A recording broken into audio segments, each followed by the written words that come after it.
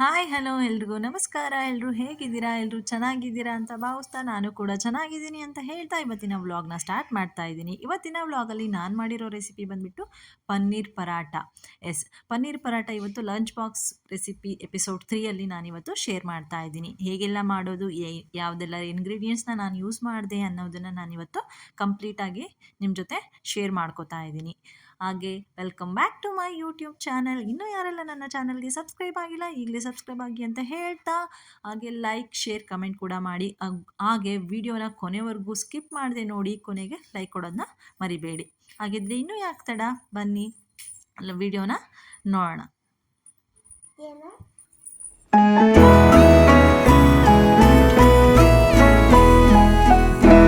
S, ನಾನಿಲ್ಲಿ ಪನ್ನೀರ್ ಪರಾಟ ಮಾಡಲಿಕ್ಕೆ ತೊಗೊಂಡಿರೋ ingredients ಬಂದುಬಿಟ್ಟು ಫಸ್ಟು ಈರುಳ್ಳಿ ತೊಗೊಂಡಿದ್ದೀನಿ, 2 ಈರುಳ್ಳಿ ಹಾಗೂ 1 ಕ್ಯಾರೆಟು, ಶುಂಠಿ, ಹಾಗೆ ಜೊತೆಗೆ ಪನ್ನೀರ್. ಇದಕ್ಕೆ ಬೇಕಾಗಿರೋ ಮೇನ್ ಇಂಗ್ರೀಡಿಯೆಂಟ್ ಬಂದ್ಬಿಟ್ಟು ಪನ್ನೀರು. ಎಸ್, ಪನ್ನೀರ್ ಪರಾಟ ಆಗಿರೋದ್ರಿಂದ ನಾವು ಪನ್ನೀರನ್ನ ತೊಗೊಳ್ಳೇಬೇಕಿಲ್ಲಿ. ನಾನಿಲ್ಲಿ 50 ಗ್ರಾಮಷ್ಟು ಪನ್ನೀರನ್ನ ತೊಗೊಂಡಿದ್ದೀನಿ. ಫಸ್ಟ್ ಇಲ್ಲಿ ನಾನು ಪನ್ನೀರನ್ನ ತೊಗೊಂಡ್ಬಿಟ್ಟು ಚಿಕ್ಕ ಚಿಕ್ಕದಾಗಿ ಕ್ಯೂಬ್ಸ್ನಾಗಿ ಕಟ್ ಮಾಡ್ಕೊತಾ ಇದ್ದೀನಿ. ಕ್ಯಾರೆಟು 1 ತೊಗೊಂಡಿದ್ದೀನಿ ಆ್ಯಂಡ್ ಈರುಳ್ಳಿನ 2 ತೊಗೊಂಡಿದ್ದೀನಿ. ಶುಂಠಿ 1 ಇಂಚಷ್ಟು ಶುಂಠಿನ ತೊಗೊಂಡಿದ್ದೀನಿ. ಅದಿಷ್ಟನ್ನು ಚಿಕ್ಕ ಚಿಕ್ಕದಾಗಿ ಪೀಸಸ್ ಮಾಡಿ ಎತ್ತಿಟ್ಕೊಂಡಿದ್ದೀನಿ. ಫಸ್ಟ್ ನಾನಿಲ್ಲಿ ಪನ್ನೀರ್ ಕ್ಯೂಬ್ಸ್ನ ಒಂದು ಬ್ಲೆಂಡರ್ ಜಾರ್ ಬರುತ್ತಲ್ಲ, ಸೊ ಈ ಒಂದು ಬ್ಲೆಂಡರಲ್ಲಿ ಸಣ್ಣದಲ್ಲಿ ಚಾಪ್ ಮಾಡುತ್ತಲ್ಲ, ಸೊ ಅದಕ್ಕೋಸ್ಕರ ಚಾಪಿಂಗ್ ಮಾಡ್ಕೊಳ್ಳೋದಕ್ಕೋಸ್ಕರ ನಾನಿಲ್ಲಿ ಈ ಒಂದು ಬ್ಲೇಡಿಗೆ ಹಾಕೋತಾ ಇದ್ದೀನಿ. ಈ ರೀತಿ ಅಷ್ಟು ಕ್ಯೂಬ್ಸ್ಗಳನ್ನ ಹಾಕ್ಕೊಂಡ್ಬಿಟ್ಟು ನಾನಿಲ್ಲಿ ಲಿಡ್ನ ಕ್ಲೋಸ್ ಮಾಡಿ, ಲಾಸ್ಟ್ ವಿಡಿಯೋದಲ್ಲಿ ನಾನು ತೋರಿಸಿದರೆ ಇದರಲ್ಲಿ ಯಾವ ರೀತಿ ಚಿಕ್ಕ ಚಿಕ್ಕದಾಗಿ ಕಟ್ ಮಾಡ್ಕೊಳ್ಳೋದು. ಸೊ ಯೂಶ್ವಲಿ ಎಲ್ಲರೂ ಇದನ್ನು ಯೂಸ್ ಮಾಡ್ತಾರೆ, ತುಂಬಾ ಯೂಸ್ಫುಲ್ ಇದೆ ಈ ಒಂದು ಪ್ರಾಡಕ್ಟ್ ಅಂತ.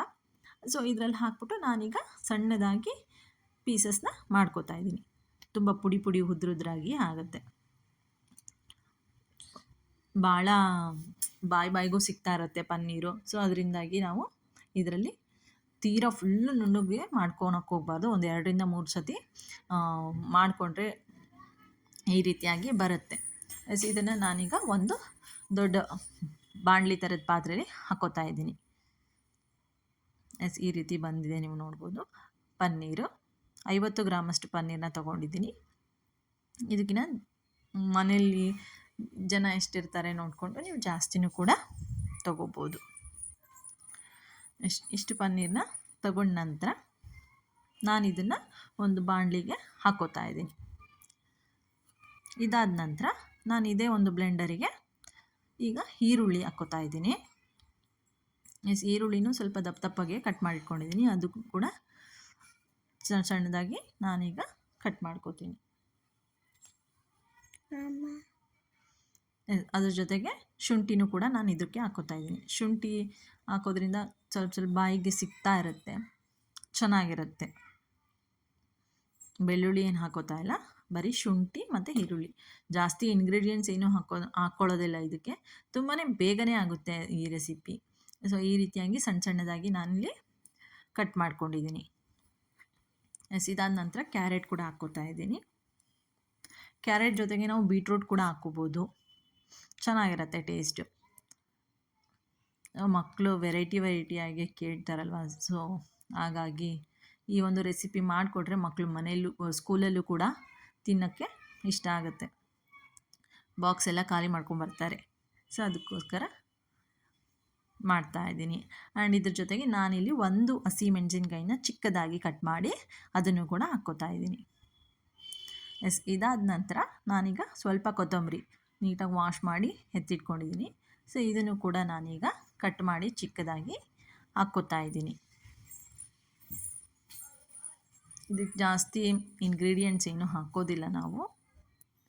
ಎಸ್, ಈ ರೀತಿ ಹಾಕ್ಕೊಂಡ ನಂತರ ನಾವಿದಕ್ಕೆ 1 ಚಮಚದಷ್ಟು ಗರಂ ಮಸಾಲ ಪೌಡರ್ನ ಹಾಕ್ಕೊಳ್ಳೋಣ.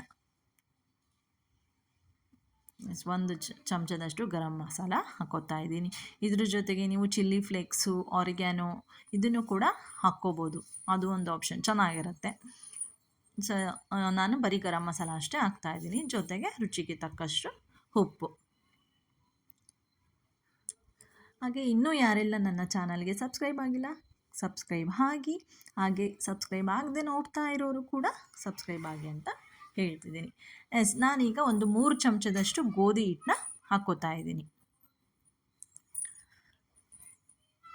ಒಂದು 3 ಚಮಚ, ದೊಡ್ಡ ಚಮಚದಲ್ಲಿ ಒಂದು 3 ಚಮಚ ಸಾಕು. ನಾನು ಚಿಕ್ಕ ಚಮಚದಲ್ಲಿ ಹಾಕ್ಕೊಳೋದ್ರಿಂದ ಒಂದು 4ರಿಂದ 5 ಚಮಚದಷ್ಟು ಹಾಕ್ಕೋತಾ ಇದ್ದೀನಿ.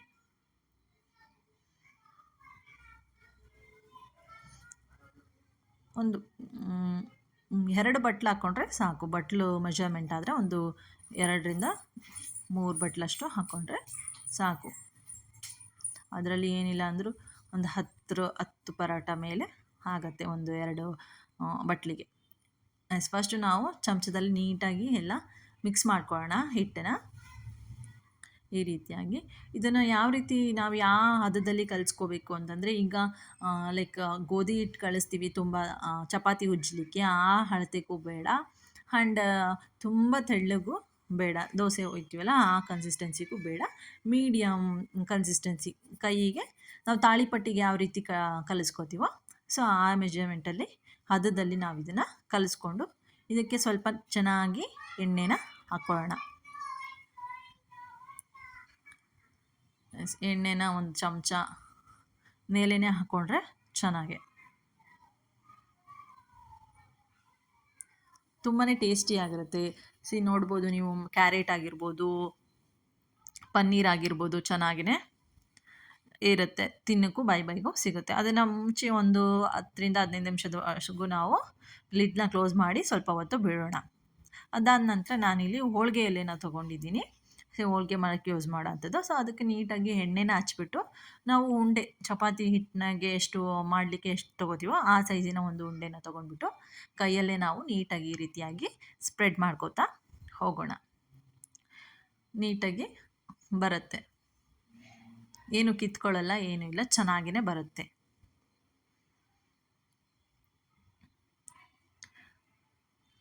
ಹೇಗೆ ಬಂತು ನೀವು ಕೂಡ ಮನೇಲಿ ಖಂಡಿತವಾಗೂ ಟ್ರೈ ಮಾಡಿ. ಹಾಗೆ ಹೇಗೆ ಬಂತು ಅಂತ ನನಗೆ ಕಮೆಂಟ್ ಮಾಡೋದನ್ನ ಮರಿಬೇಡಿ. ಇದು ರೆಡಿ ಆಗಿದೆ. ಈಗ ಹಂಚು ಕೂಡ ಇಟ್ಕೊಂಡಿದ್ದೀನಿ ನಾನು ಆಲ್ರೆಡಿ. ಸೊ ಅದಕ್ಕೆ ಸ್ವಲ್ಪ ಎಣ್ಣೆನ ಹಾಕ್ಬಿಟ್ಟು ನೀಟಾಗಿ ಫುಲ್ ಸ್ಪ್ರೆಡ್ ಆಗೋ ಥರ ನಾವು ಎಣ್ಣೆ ಹಾಕ್ಕೊಳ್ಳೋಣ. ಹಾಕಿದ ತಕ್ಷಣ ನಾವು ಏನು ತಟ್ಟಿಟ್ಕೊಂಡಿದ್ವಲ್ಲ ಪರಾಟನ, ಅದನ್ನು ನಾವು ಇದ್ರ ಮೇಲೆ ಹಾಕ್ಬಿಟ್ಟು ನೀಟಾಗಿ ಪ್ರೆಸ್ ಮಾಡಿಬಿಟ್ಟು ಒಂದು ಕಡೆಯಿಂದ ಎತ್ಕೊಳ್ಳೋಣ. ಏನು ಬಿಚ್ಕೊಳ್ಳಲ್ಲ, ನೀಟಾಗಿ ಬರುತ್ತೆ. ಈ ರೀತಿಯಾಗಿ ನೀಟಾಗಿ ಕೀಳ್ದೇ ಬರುತ್ತೆ, ನೋಡ್ಬೋದು. ಪನ್ನೀರು, ಕ್ಯಾರೆಟು, ಈರುಳ್ಳಿ, ಕೊತ್ತಂಬರಿ ಸೊಪ್ಪು ಎಲ್ಲ ನೀಟಾಗಿ ಕಾಣಿಸ್ತಾ ಇದೆ. ಸೊ ಅದು ಹಂಗೆ ಕೊಟ್ಟರೆ ತಿನ್ನೋಕ್ಕೆ ಮಕ್ಕಳು ಬೇಡ ಅಂತಾರೆ. ಸೊ ಈ ರೀತಿ ಮಾಡಿಕೊಟ್ರೆ ತಿಂತಾರೆ, ಅವರಿಗೂ ವೆರೈಟಿ ಫುಡ್ ತಿಂತಿದ್ದೀವಿ ಅನ್ನೋ ಥರ ಫೀಲ್ ಆಗುತ್ತೆ. ಸೊ ಚೆನ್ನಾಗೂ ಇರುತ್ತೆ, ಹೆಲ್ದಿ ಕೂಡ paneer, carrot. So healthy food ಆಗಿರೋದ್ರಿಂದ ಕೊಡೋದ್ರಿಂದ ಏನೂ ತೊಂದರೆ ಇಲ್ಲ. ಸೊ ಒಂದು 2 ನಿಮಿಷದಷ್ಟು ಆ ಕಡೆ ಈ ಕಡೆ ಮಾಡಿಕೊಂಡು ನಾವು ನೀಟಾಗಿ ಬೇಯಿಸ್ಕೊಳ್ಳೋಣ. ಗೋಧಿ ಹಿಟ್ಟಾಗಿರೋದ್ರಿಂದ ಸೊ ಏನೂ ತೊಂದರೆ ಇಲ್ಲ, ಚೆನ್ನಾಗೇ ಬರುತ್ತೆ. ಈ ರೀತಿ ನಾವು ಮಾಡ್ಕೊಳ್ಳೋಣ. ತುಂಬ ಬೇಗನೂ ಕೂಡ ಆಗುತ್ತೆ ಇದು. ಇದಕ್ಕೆ ಚಟ್ನಿನೇ ಬೇಕು, ಕಾಯಿ ಚಟ್ನಿನೇ ಬೇಕು, ಮೊಸರು ಬೇಕು ಅನ್ನೋ ಅವಶ್ಯಕತೆ ಇಲ್ಲ. ನಾವು ಮನೇಲಿ ಚಟ್ನಿ ಪುಡಿ ಇದ್ದರೆ ಸೊ ಅದ್ರ ಜೊತೆನೂ ತಿನ್ಕೋಬೋದು, ಅಥವಾ ಕೆಂಪು ಚಟ್ನಿ ಇದ್ದರೆ ಅದ್ರ ಜೊತೆನೂ ತಿನ್ಕೋಬೋದು, ತುಪ್ಪ ಇದ್ದರೆ ಅದ್ರ ಜೊತೆನೂ ತಿನ್ಕೋಬೋದು. ಅದೇ ಬೇಕು ಇದೇ ಬೇಕು ಅನ್ನೋ ಅಂಥ ಒಂದು ಕಂಡೀಷನ್ಸ್ ಏನಿಲ್ಲ. ನಾನಿವತ್ತು ಕೆಂಪು ಚಟ್ನಿ ಜೊತೆಗೆ ನಾನಿವತ್ತು ಪನ್ನೀರ್ ಪರಾಟನ ಸರ್ವ್ ಮಾಡ್ತಾಯಿದ್ದೀನಿ. ಹಾಗೆ ಲಂಚ್ ಬಾಕ್ಸಿಗೆ ನಾನೇನು ಚಟ್ನಿ ಹಾಕ್ತಾಯಿಲ್ಲ, ಜಸ್ಟ್ ತುಪ್ಪ ಹಾಕ್ಬಿಟ್ಟು ಪರಾಟನ ಸುತ್ತಿ ಇಡ್ತಾಯಿದ್ದೀನಿ. ಇದಾಗಿತ್ತು ಇವತ್ತಿನ lunch box recipe episode 3 paneer paratha. I hope ಈ ವಿಡಿಯೋ ನಿಮಗೆಲ್ಲ ಇಷ್ಟ ಆಗಿದೆ ಅಂತ ಭಾವಿಸ್ತಾ ಇವತ್ತಿನ ವ್ಲಾಗ್ನ ನಾನು ಇಲ್ಲಿಗೆ ಎಂಡ್ ಮಾಡ್ತಾ ಇದ್ದೀನಿ. ಹಾಗೆ ಇನ್ನೂ ಒಂದು ಒಳ್ಳೆಯ ರೆಸಿಪಿ ಜೊತೆ ನಾನು ನಿಮ್ಮನ್ನು ನೆಕ್ಸ್ಟ್ ವಿಡಿಯೋದಲ್ಲಿ ಭೇಟಿ ಆಗ್ತೀನಿ. ಅಲ್ಲಿವರೆಗೂ keep watching Yashodha Keshav YouTube channel. ಹಾಗೆ ಇನ್ನೂ ಯಾರೆಲ್ಲ ನನ್ನ ಚಾನಲ್ಗೆ ಸಬ್ಸ್ಕ್ರೈಬ್ ಆಗಿಲ್ಲ, ಸಬ್ಸ್ಕ್ರೈಬ್ ಆಗಿ, ಲೈಕ್ ಮಾಡಿ, ಶೇರ್ ಮಾಡಿ, ಹಾಗೆ ಕಮೆಂಟ್ ಮಾಡಿ. ಓಕೆ, ನನ್ನ ಮಗಳು ಕೂಡ ಹೇಳ್ತೀನಿ ಅಂದ್ಲು, ಸೊ ಅವಳು ಕೂಡ ಅಲ್ಲಿ ಸಬ್ಸ್ಕ್ರೈಬ್ ಆಗಿ ಅಂತ ಹೇಳ್ತಿದ್ದಾರೆ. ಖಂಡಿತ ನೀವು ಕೂಡ ಸಬ್ಸ್ಕ್ರೈಬ್ ಆಗೋದನ್ನ ಮರಿಬೇಡಿ. ಹಾಗೆ ಪಕ್ಕದಲ್ಲಿರೋ ಬೆಲ್ ಐಕನ್ನ ಕ್ಲಿಕ್ ಮಾಡಿ. ನಾನು ಮಾಡೋ ವಿಡಿಯೋ ಅಪ್ಲೋಡ್ ಮಾಡಿದ ತಕ್ಷಣ ನಿಮಗೆ ನೋಟಿಫಿಕೇಷನ್ ಬರುತ್ತೆ, ನೀವು ಬೇಗನೆ ನೋಡ್ಬೋದು. ಈ ರೀತಿಯಾಗಿ ನಾನು ಕಟ್ ಮಾಡಿಬಿಟ್ಟು ಲಂಚ್ ಬಾಕ್ಸ್ ಒಳಗೆ ಇಟ್ಟು ಕಳಿಸ್ತಾ ಇದ್ದೀನಿ. ಹಾಗೆ ವಿಡಿಯೋಗೆ ಲೈಕ್ ಕೊಡೋದನ್ನ ಮರಿಬೇಡಿ. ಜೊತೆಗೆ ನೀವು ಯಾವೊಂದು ವಿಡಿಯೋನ ಯಾವೊಂದು ರೆಸಿಪಿನ ನೋಡಲಿಕ್ಕೆ ಇಷ್ಟಪಡ್ತೀರಾ ಅನ್ನೋದನ್ನು ನನಗೆ ಕಮೆಂಟ್ ಮುಖಾಂತರ ತಿಳಿಸಿ. Keep watching Yashodha Keshav YouTube channel. Take care all of you. Thank you so much. Bye bye.